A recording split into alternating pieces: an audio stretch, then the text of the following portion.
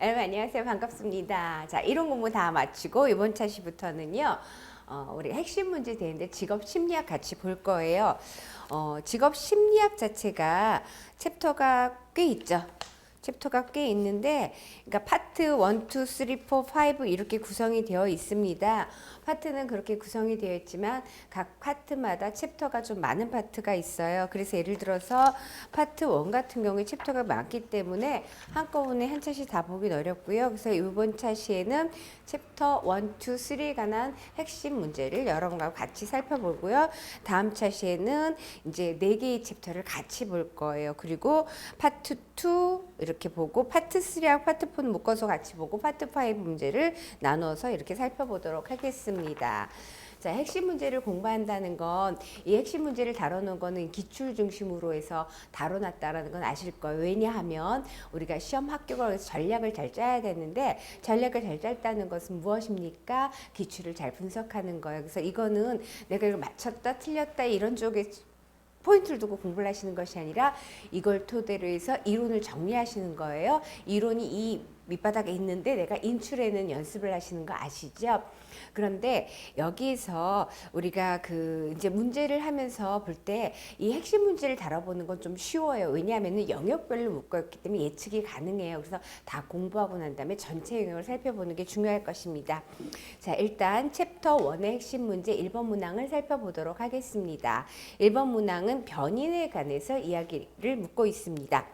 다음 중 연구 결과에 영향을 미치거나 예언해 주는 변이는 무엇인가 그랬어요.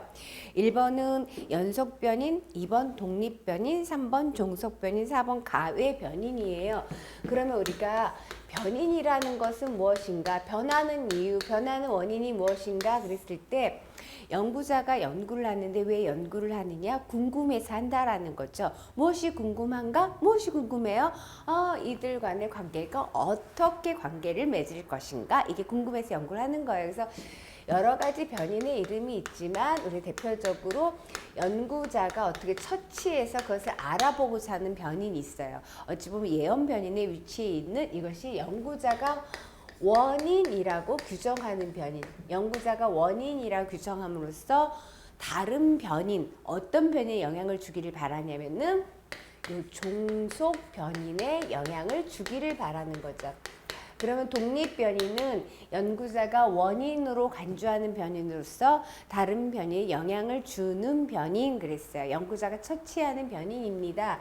그러면 independent variable, dependent에 의존하는데 이것은 연구자가 결과로 간주하는 변인이죠. 결과로 간주해서 다른 변인에 의해서 영향을 받는 변인입니다. 그래서 연구자가 독립변인 어떤 처치를 했을 때는 이 독립변인의 효과를 검증하고자 연구를 합니다.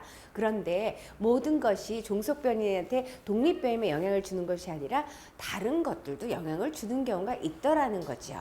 그랬을 때 보면은 그런 것을 무슨 변인이라 하면은 연구자가 독립 변인이라고 하지 않으면서도 종속 변인에 영향을 미치는 변인. 그래서 가외 변인 아니면은 독립 변인과 종속 변인 사이에 끼어들어서 독립 변인과 종속 변인을 매개하는 변인 이렇게 이야기를 합니다. 그래서 가외 변인이라는 독립 변인이 아니면서도 종속 변인에 영향을 미치는 변인 이렇게 될 수가 있습니다. 그러면 연구의 결과에 영향을 미치거나 예언을 해주는 변인 그러면 이게 답은 독립 변인이에요. 물론 가외 변인도 영향을 주잖아요. 그런데 여기서 그 예언을 해준다는 것보다 그 영향을 받았다는 거죠. 예측을 하고 싶어서 하는 변인 독립 변인입니다. 그래서 1번의 정답은 2번이에요. 그러면 연속 변인은 무엇인가요? 그 변인의 종류를 나눌 때 이름을 정할 때 연속적인 변인으로 볼 거냐, 연속 변인이냐, 연속이니까 아니면은 연속하지 않는 불연속 변인이냐 이렇게도 나눠 볼 수가 있다라는 거죠. 연속 변인은 뭐예요? 이론적으로는 무한하게 난 것이 연속 변인이에요. 나이 이론적으로는 계속 갈 수 있는 거죠. 지구의 나이가 몇 살이에요? 계속 가는 거죠. 그래서 이런 것들은 연속 변이지만 우리가 어떤 변이 주사일의 숫자는 어떻게 딱 6개죠. 이런 거는 불연속 변인, 비연속 변인이라고 할 수가 있습니다.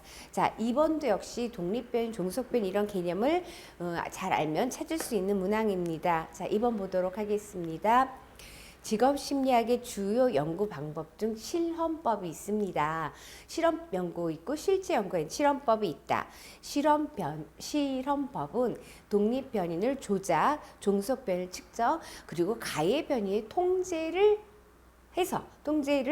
통해서 이루어진다. 그러면 다음 중 연구자가 결과로 간주하는 변이는 답은 뭐예요? 결과로 간주하는 변이가 종속 변인이에요. 그럼 여기서 우리가 실험 연구라는 것을 다시 한번 공부를 해보면은 실험 연구라는 건 다시 비슷한 상황에 놓였을 때 그러한 결과치가 나올 것을 예측하고자 하는 연구가 실험 연구입니다. 그러니까 독립 변인을 처치했어요. 독립 변인을 처치했을 때 이게 어떤 프로그램을 처치했을 때 연구자는 그것이 종속 변인에 영향을 미치기를 바라는 거예요. 그런데 통제하지 않고 무엇을 통제하지 않냐? 가해 변인을 통제하지 않고 연구를 한다면은 제가 통제 상황을 이렇게 시각적으로 한다면은 다른 것들이 끼어들지 못하고 통제했다면은 거기서 나오는 종속 변인 효과는 독립 변인의 효과로 검증하기가 쉽죠. 그랬을 때 우리가 독립변인 효과를 검증하는 정도를 뭐라 하냐면은 내적 타당도라는 거예요. 내적 타당도. 그래서 내적 타당도가 높게 보고 싶으면은 실험 연구를 하는 거예요. 다른 것들이 끼어들지 못하도록 다시 말하면 철저하게 가해 변인을 통제하는 연구. 그것이 실험 연구. 그래서 거기서 결과치는 독립변이 효과를 볼 수 있겠다라는 거예요. 그렇지만 모든 연구가 이렇게 되지 않죠. 그럼 실험 연구 말고 요거에 대비돼서 어떻게 해요? 실제 연구, 현장 연구는 이것을 통제하지 않는 거예요. 가해변이 끼어들어도 되는 거예요. 그러면 이 실제 연구에서 어떤 타당도를 검증하고자 하냐면은 일반화 가능성.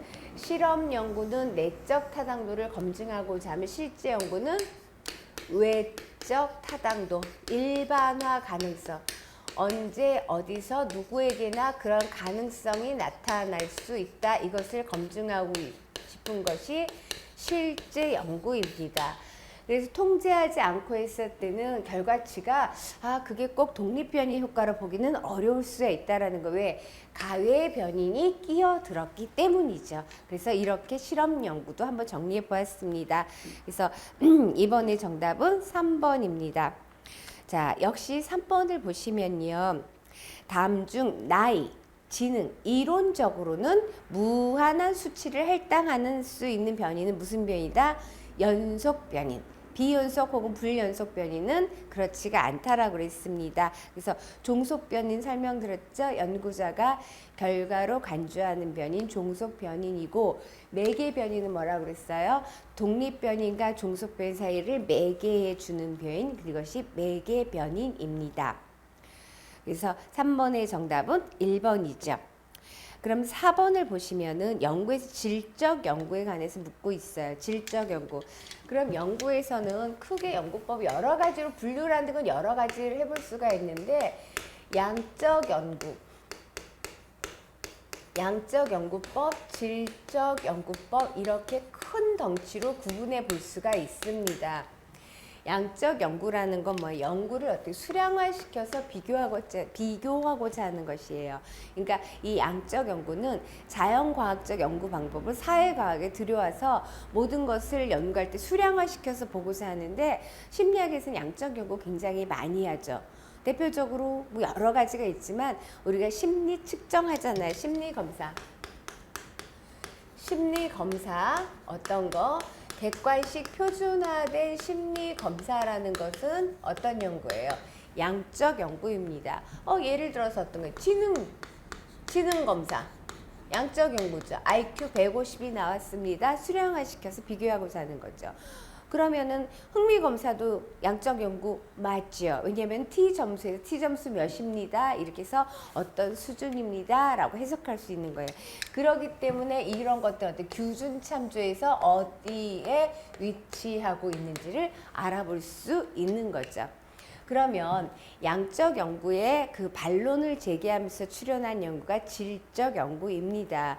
정성적 연구라고도 합니다. 그럼 질적 연구라는 뭐예요? 수량을 한다 안 한다 의미가 중요하지 않다라는 거죠. 왜냐하면 인간의 속성을 모든 것을 다 그 수량화시켜서 비교하기는 어렵다는 거예요. 예를 들어서 손톱을 계속 물어뜯는 아이의 특성, 그걸 연구하려면 어떻게 해요? 양적으로 연구하는 것이 아니라 질적, 그 사실 자체를 연구하는 거예요. 아니면은 어떤 거, 뭐 문화기술지법이라든가 언어에 관한 연구라든가 종교에 관한 연구라든가 이런 것들은 많이 어떻게 질적 연구하는 거죠. 그러니까 수량화시킬 수 있는 것이 중요하지 않다. 그거 외에 다른 현상도 봐야 된다라는 게 질적 연구입니다. 그러면은 질적 연구와 관계가 없는 것은 자, 1번 양적 연구의 대안으로 제시된 연구이다. 맞죠? 양적 연구의 대안으로 제시됐다는 건 모든 것을 양적 연구 계량화시켜서 인간 현상을 연구할 수 없다. 대안으로 제시된 연구법입니다. 2번 비교적 덜 체계적이고 수치를 덜 중시한다. 그러니까 수량 안 시켜요. 그런 의미가 아니에요. 시키든 안 시키든 그걸 중요하게 생각하지 않습니다. 하지만 양적 연구는 좀 구체적 표준화 방법을 많이 따르지만 그래서 덜 체계적인 것이 질적 연구법입니다. 3번 자료를 수량화해서 해석한다. 이것은 무슨 연구이다? 양적 연구법이지. 양적 연구이다. 4번 관찰과 주관적 해석을 강조한다. 예를 들어 어떤 아까 손톱 물어뜯는 아이의 특성을 연구할 때 관찰하고 연구자의 주관적 해석을 가미해서 연구 결과를 발표하게 되겠죠. 그래서 4번의 정답은 3번입니다. 5번 보도록 하겠습니다. 우리가 직업심리학에서 대표적인 질적 연구법 중에 하나가 생애진로사정입니다. 생애진로사정.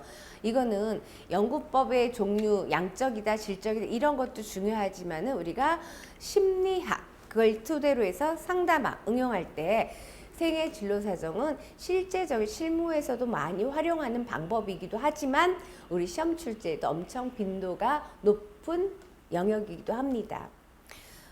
다음 중 생애 진로 사정의 과정에 해당하지 않는 것은 6번은 생애 진로 사정을 통해서 얻고자 하는 정보가 아닌 것은 7번은 생애 진로 사정 중 내담자가 자신이 받은 교육이나 훈련 경험에 대해 전반적인 평가를 한 후에 내담자에게 구체적인 과목, 강사, 교사, 학습 상황에 대해 질문을 함으로써 사실적인 정보 외에 학습 습관 같은 부가적인 정보를 얻도록 하는 것은 묻고 있어요. 그러면은 우리가 생애 진로 사정에 대해서 공부를 하면은 지금 5번, 6번, 7번 문항이 다 풀릴 것입니다. 생애 진로 사정은 굉장히 중요한 영역이라고 그랬습니다. 생애 진로 사정. 자, 라이프 커리어 어세스먼트. 생애 진로 사정이란 라이프 커리어 어세스먼트 내담자의 입을 통해서 내담자에 대한 정보를 얻어내는 거죠. 그래서 덜 위협적인 방법이다. 이렇게 위협적이지 않은 덜 위협적인 방법, 위협적이지 않은 방법, 위협적인 방법으로 내담자의 입을 통해서 진술하도록 하는 거예요. 근데 이 세계 진로 사정은 이론적인 배경은 부분적으로 전체가 아니라 일부 부분적으로 누구 이론과 관계가 되어 있냐면은 인간은 사회적 존재입니다. 가족관계 굉장히 중요시하고 상담을 한 아들러 개인 심리 상담과 관계 있습니다. 생애 진로 사정은 내담자 입을 통해서 내담자에 대한 정보를 얻음으로써 내담자의 진로를 사정하는 거기 때문에 상담 예비 단계에 실시하는 방법이 되겠죠. 그런데 이거는 어떻게 틀을 딱 갖춰서 하는 거예요. 그렇기 때문에 구조화 면접법이고 구조화 면접법. 구조화된 면접법이고 틀을 딱 갖추고 하는데 수량화시켜서 비교하는 것이 아니기 때문에 질적 연구법이다 이렇게 될 수 있어요. 개요적으로 생애 진로 사정의 이론을 봤어요. 그럼 구조화된 면접법, 딱 틀이 있는 구조를 통해서 내담자의 정보를 알아내고자 하는 거예요. 그러면은 여기서 생애 진로 사정의 구조 혹은 이러한 과정을 통해서 한다라는 거죠. 생애 진로 사정의 구조, 생애 진로 사정의 과정. 생애 진로 사정의 구조는 이것 자체도 굉장히 중요한 문제였어요. 진로 사정. 그 다음 과정은 전형적인 하루. 진로 사정 전형적인 하루. 그 다음에 강점과 장애. 그 다음 마지막 과정이 요약. 이러한 과정을 통해서, 이러한 구조를 통해서 내담자에 대해 진로를 사정하고자 하는 것이 Life Career Assessment LCA입니다. 그러면 진로 사정에서 어떤 거 하냐? 내담자의 직업 경험. 내담자가 어떠한 직업 경험을 했는지, 그 다음에 내담자의 교육 정도는, 교육 및 훈련 정도는 어느 정도인지, 그러면서 내담자가 여가, 오락, 여가 생활을 어떻게 보내는지에 대한 정보를 얻어냅니다. 진로 사정에서. 그 다음 단계에서는 내담자가 일반적으로 하루를 어떻게 설계하는지 묻고 있습니다. 이것은 왜 묻냐면은 여기서 내담자가 하루를 설계할 때 의존적인지 독립적인지, 의존성, 독립성, 아니면은 내담자가 하루를 조직할 때 체계적으로 조직하는지 그때그때 임의적으로 조직하는지 이것을 알아보고자 합니다. 그러니까는 뭐 의존적이냐 독립적이냐, 뭐 아침에 알람으로 일어납니까, 누가 깨워줍니까, 이런 것 등을 본다는 거였어요. 자, 그러면은 그걸 통해서 내담자 갖고 있는 강점은 무엇이고 내담자의 장애점은 무엇인지, 그리고 요약 단계에서는 면접 동안에 강하게 드러난 주제를 갖다가 정리하는 것입니다.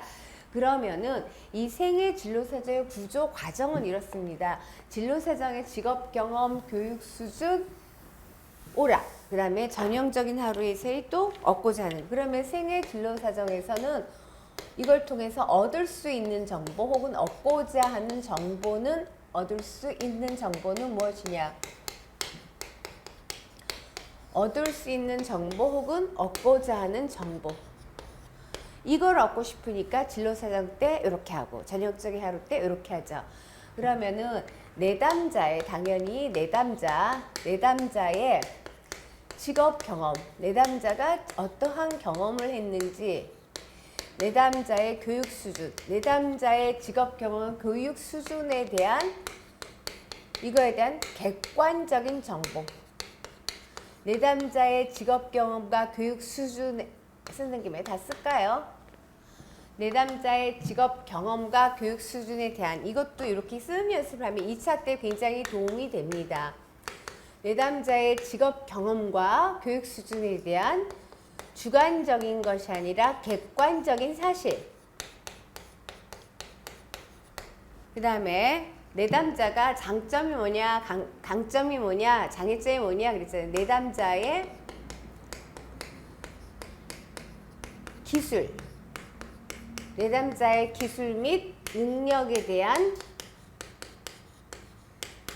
스스로 평가하는 것. 물론 상담자가 평가해 볼 수도 있지, 도와줄 수도 있지만은 내담자의 기술과 능력에 대한 자기 평가예요. 그래서 생애 진로 사정에서 내담자가 자기 기술과 능력에 대한 자기 평가를 방지한다, 그러면 그건 틀린 문항이에요. 자, 세 번째, 내담자가 어떠한 가치, 자기 인식은 어떠한지 이것을 알아보고자 합니다. 그러면은 5번, 6번, 7번이 다 풀린 거예요. 자, 5번 문항을 보시면은 생애 진로 사정의 과정에 해당하지 않는 것은, 자, 진로 사정 전형적인 하루, 강점과 장애, 요약. 그러니까 없는 건 몇 번이에요? 3번. 해석이 없습니다. 그러니까 5번의 정답은 3번입니다. 6번. 생애 진로 사정을 통해서 얻고자 하는 정보가 아닌 것은, 자, 1번. 내담자의 직업 경험과 교육 수준을 나타내는 객관적인 사실이라고 했어요. 맞죠? 2번. 내담자 자신의 기술과 능력에 대한 자기 평가. 맞습니다. 3번 내담자 자신의 가치와 자기인식을 얻고자 한다 그랬습니다. 4번 내담자 자신의 자기효능감을 얻고자 하는 것은 아닙니다. 자기효능감 뭐예요? 어떤 과제가 주어져서 내가 어느 정도 수행할 수 있는 자기 자신의 확신. 하지만 생애 진로 사정에선 이걸 얻고자 하는 것은 아닙니다. 7번. 자, 문제를 읽었으니까 바로 그 문항을 보면요. 진로 사정, 전형적인 하루, 강점 과정 요약인데 여기서 뭐예요? 내담자의 구체적인 과목, 교사, 강사, 학습 상황에 대한 질문, 사실적인 정보의 학습 습관과 부가적인 정보를 얻을 수 있는 것은 뭐다? 내담자가 선생님에 대해서, 학습 상황에 대해서, 직업 경험과 교육 수준이라고 했어요. 그래서 정답은 몇 번? 진로 사정에서 이런 것을 얻을 수가 있다. 그래서 7번의 정답은 1번입니다. 그래서 챕터 1의 문제를 봤고요. 이제 넘어갈까요? 쭉 넘어가서 하나, 둘, 셋, 네 장을 넘기면은 챕터 2 핵심 문제 있습니다. 챕터 2는 특성 요인 이론에 관한 문항들을 묶어봤습니다. 즉 직업 상담에서 특성 요인도 굉장히 중요한 거 아시죠? 1번 다음 중 특성 요인 직업 발달 이론에 대한 설명으로 틀린 것은 1. 모든 사람에게는 자신에게 맞는 하나의 직업이 존재한다는 가정에서 출발한 이론이다. 이것이 비판받기도 하는 점이죠. 그러니까 각 개인의 특성을 파악해 이 특성에 맞는 직업이 있다라는 거죠. 내가 고인숙의 빨간 특성을 하고 빨간 특성에 맞는 직업이 하나의 직업이 있다라는 가정에서 출발한다. 그래서 특성을 파악하는 것을 굉장히 중요하게 생각하는 것이 특성 요인 이론이죠. 1번은 맞습니다. 그래서 2번 역시 특성 요인 이론을 따르는 경우에 진단 과정이 매우 중시하다. 윌리엄슨도 그랬어요. 특성 요인 직업 상담 과정 윌리엄슨이 제시한 그럴 때 어떻게 분석, 종합, 진단, 예측, 예우죠. 첩, 상담, 추후 상담에서 그 중에 가장 중요한 것이 뭐예요? 문제의 원인을 밝히는 진단의 과정이 굉장히 중요하다 그랬어요. 근데 진단을 어떻게? 어떤 객관적인 자료, 인간이 독특한 특성이 있다. 그걸 측정할 수 있다라고 전제해서 출발하죠. 그래서 진단 과정을 매우 중시한다. 3번. 개인의 직업 선택은 전생의 과정을 통해서 이루어지는 것이다 라고 보지 못하는 것이 특성 요인의 비판점이에요. 이러지 않습니다. 개인의 직업 선택은 전생을 통해서 이루어진다라는 건 우리가 발달 단계를 규정하는 거. 예를 들어 성장기, 탐색기, 확립기, 유지기, 쇠퇴기, 누구? 슈퍼. 환상기, 잠정기, 현실기, 긴스버그 이런 학자들은 전생에 걸쳐서 그 직업 선택에 관해서 생각을 하는데요. 특성 요인은 직업 선택은 그냥 하나의 딱 직선적인 거죠. 그냥 어떤 특성 파악해서 그 특성에 맞는 하나의 직업이 있다. 그러니까 전생을 통해서 발달하는 것을 보지는 않습니다.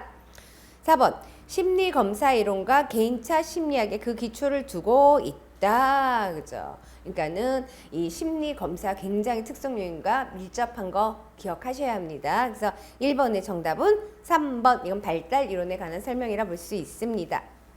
2번. 직업 발달 이론에서 우리가 파슨스 직업 심리학의 선구 효시한 파슨스가 제안한 특성 요인 이론의 핵심적인 가정은 이번에 가정을 묻고 있죠. 1번. 각 개인들은 객관적으로 측정될 수 있는 독특한 능력이 있다. 특성령을 아주 대표적으로 지지하는 문항이라 볼 수 있습니다. 있으며 이를 직업에서 요구하는 요인과 합리적인 추론을 통해서 매칭한다면은 가장 좋은 선택이다. 특성 요인이란 개인의 특성, 요인은 환경에서 요하는 거예요. 개인의 특성을 파악하고 환경에서 요하는 것을 잘 연결해주면 직업적 성공 가능성이 있다라고 보는 것이 특성 요인 이론이다. 그래서 이번의 정답은 1번입니다. 그럼 2번 문항을 한번 살펴보도록 하겠습니다. 2번 문항 분화와 통합의 과정을 거치면서 개인은 자아 정체감을 형성한 거. 이런 자아 정체감은 직업 정체감과 굉장히 중요하다라고 하는 것은 이 대표적으로 누구예요? 에릭슨의 심리사회성 발달 이론과 관계돼서 자 진로 발달 이론 중에서 자아 정체감 확립해서 결국은 직업에 대한 정체감을 확립해 가는 과정으로 설명하고 있는 것은 에릭슨의 심리, 사회적 발달 이론, 에릭슨 자아정체가 굉장히 중요한 전승의 발달에서 하는 누구예요?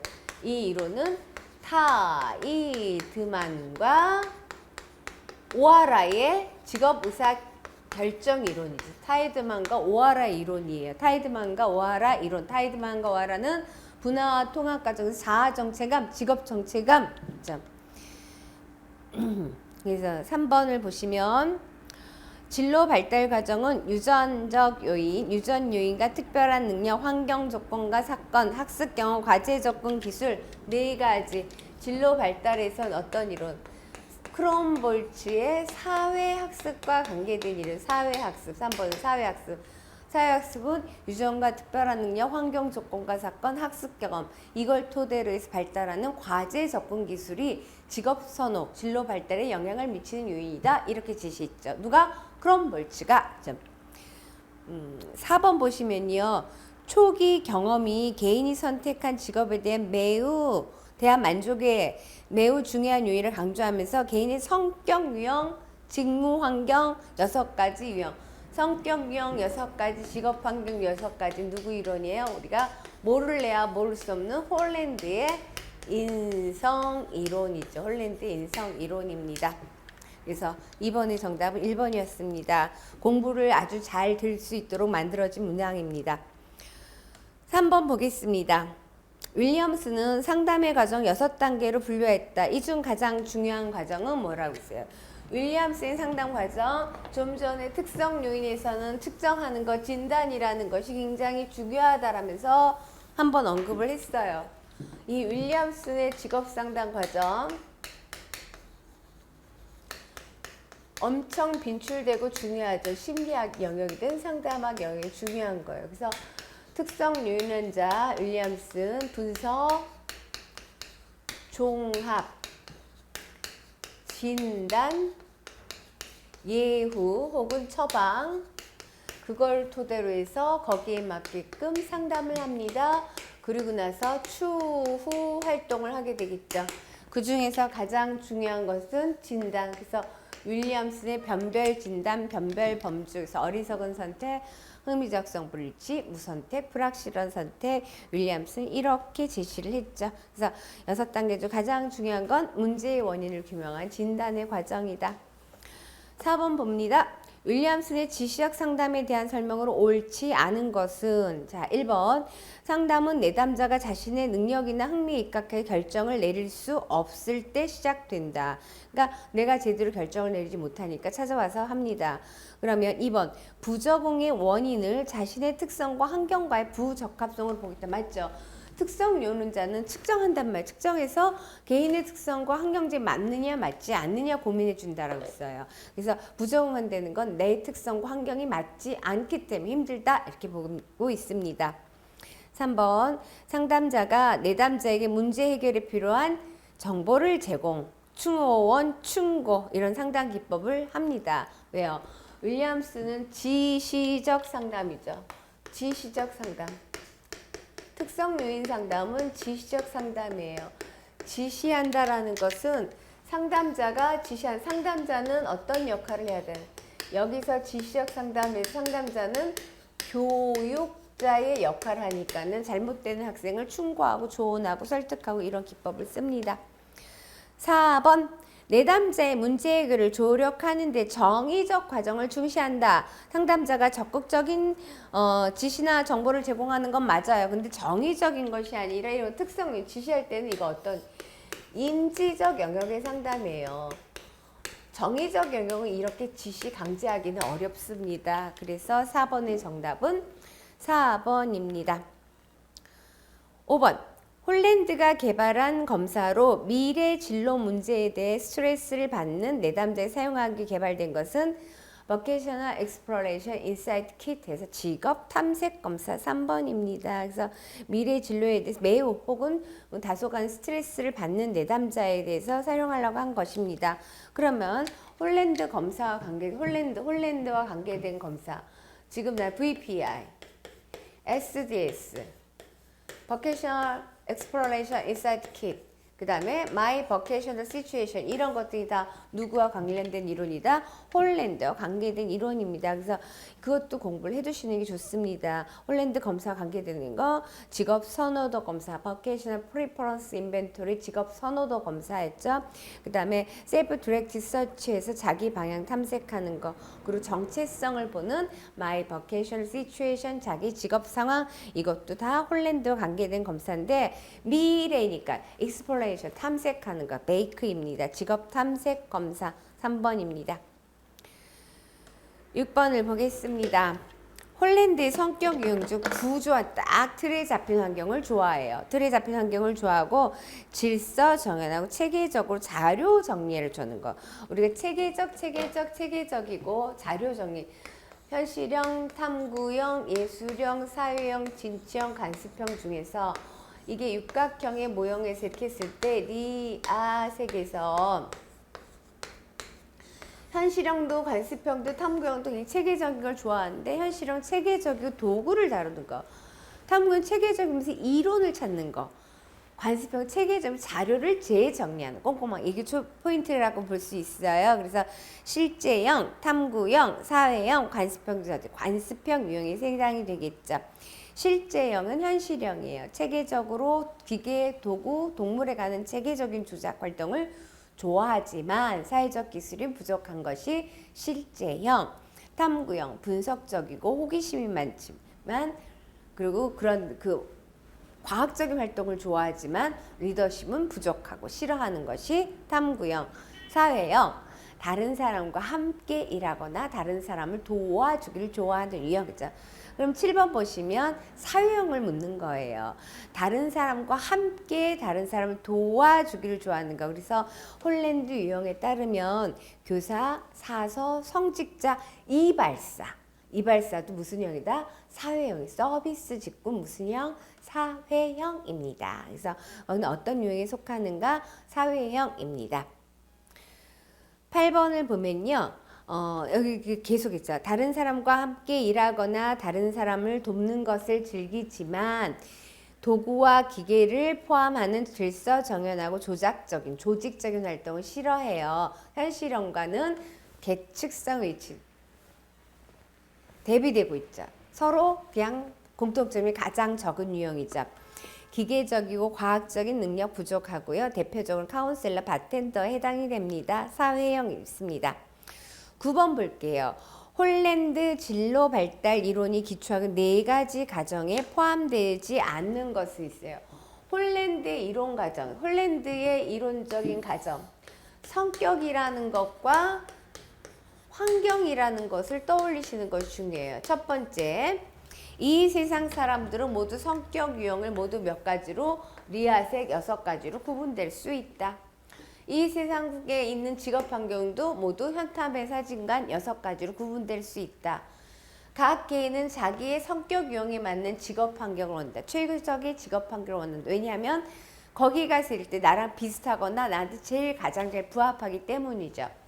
또 마지막은 어떻게? 개인의 행동은 성격과 환경의 상호작용으로서 내 행동이 나타난다. 이것이 홀랜드가 제시한 이론적 가정입니다. 그러니까 홀랜드 이론 떠올리면 성격 환경 이게 떠오르는 것이 중요하다라고 강조드렸어요. 자, 1번. 사람들의 성격은 6가지 유형으로 하나 분류될 수 있습니다. 2. 직업 환경도 6가지 유형 중 하나로 분류될 수 있다. 3. 개인의 행동은 성격에 의해서 결정되는 것이 아니라 성격도 중요하고 성격과 나의 성격이고 지금 환경이 있잖아요.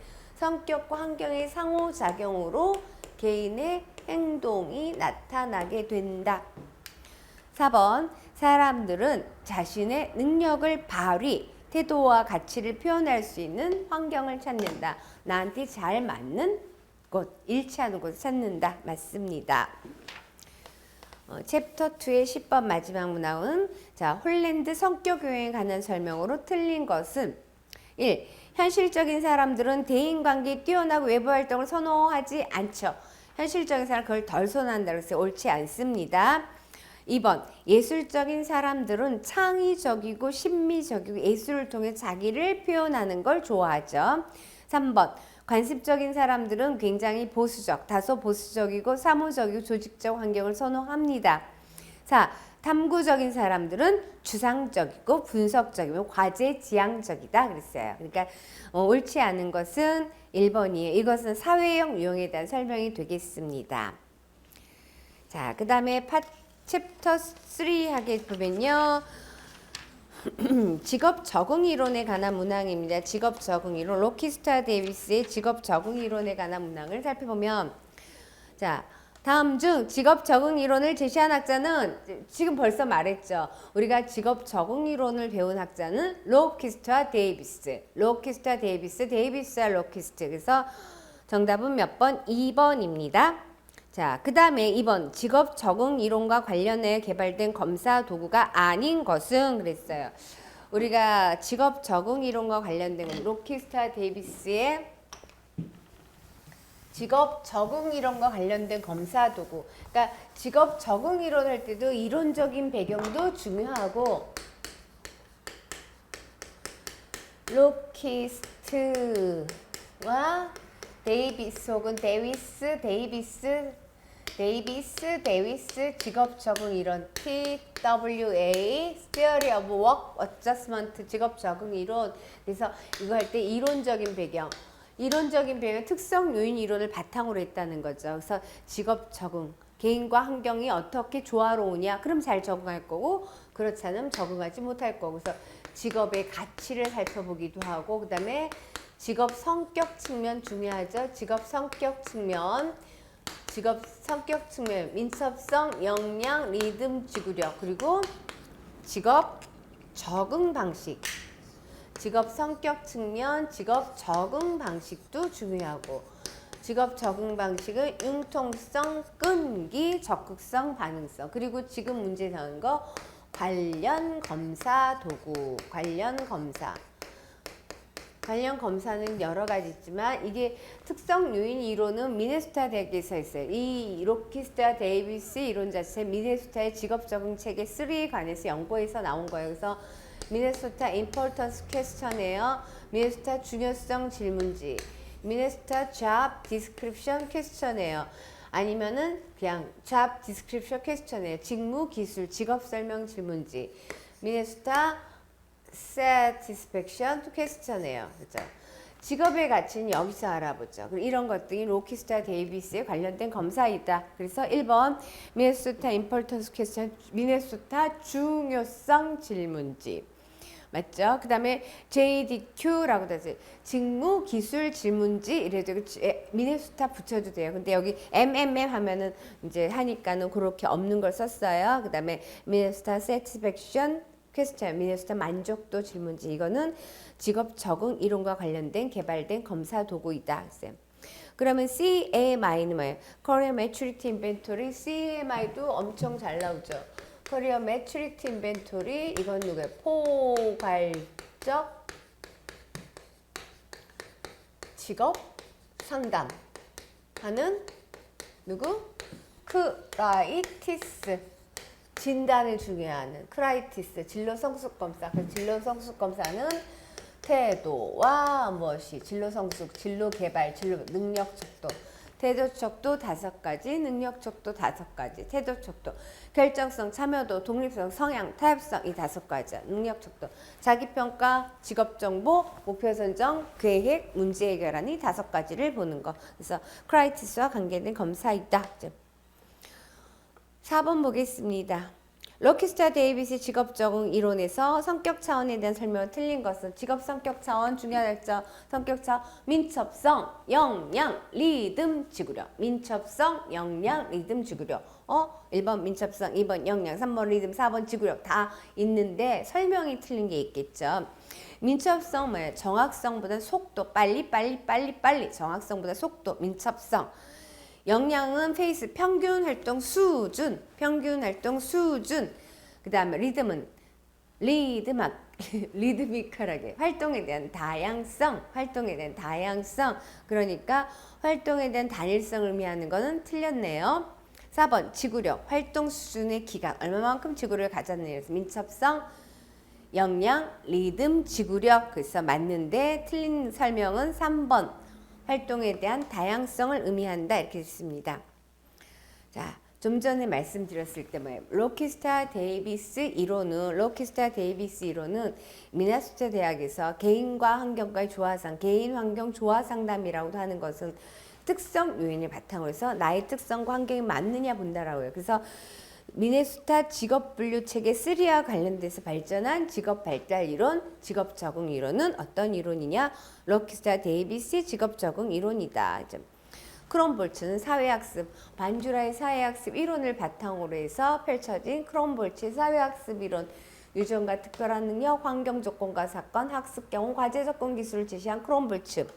수포의 평생 발달 이론 뭐예요? 수포의 발달 이론, 성장기, 탐색기, 황립기, 유지기, 쇠퇴기, 이게 평생 진로 발달에 대해 설명을 하고 있고, 그걸 토대로 해서 발달적 직업 상담한 수포 이론. 그 다음에 긴즈버그 발달 이론, 환상기, 잠정기, 현실기, 긴즈버그의 진로 발달 이론이 있습니다. 마지막 6번 보겠습니다. 개인의 욕구, 능력을 환경의 요구와 관련시켜서 진로 행동을 설명한다. 나의 욕구, 나의 특성이죠. 내가 어떤 욕구를 갖고 그 특성이에요. 내가 어떤 흥미를 갖고 있는 그 특성이 그것과 환경 요구사항에 관련해서 진로 행동을 설명하고 개인과 환경 간의 상호작용을 통해서 욕구 충족을 강조하는 것. 그것은 어떤 이론이다?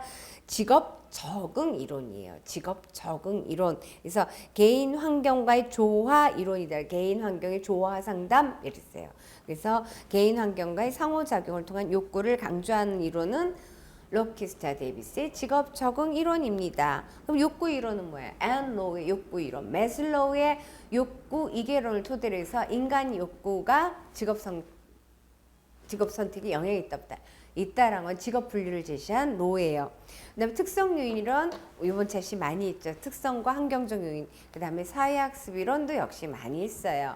그래서 반주라의 이론을 토대로 해서 크롬볼츠가 하는 사회학습 이론이 있습니다. 그래서 이렇게 영역으로 나왔기 때문에 아마 문제풀이하는 건 어렵지가 않을 건데 지금 핵심 문제를 보는 것은 다시 한번 말씀드리면 뭐예요? 내가 맞췄다 이것이에요. 이걸 통해서 변형될 수 있는 거예요. 공부하는 거 아시죠? 그래서 이번 차시에는 제일 첫 번째 제 파트 1의 1장, 2장, 3장 핵심 문제까지 살펴봤고요.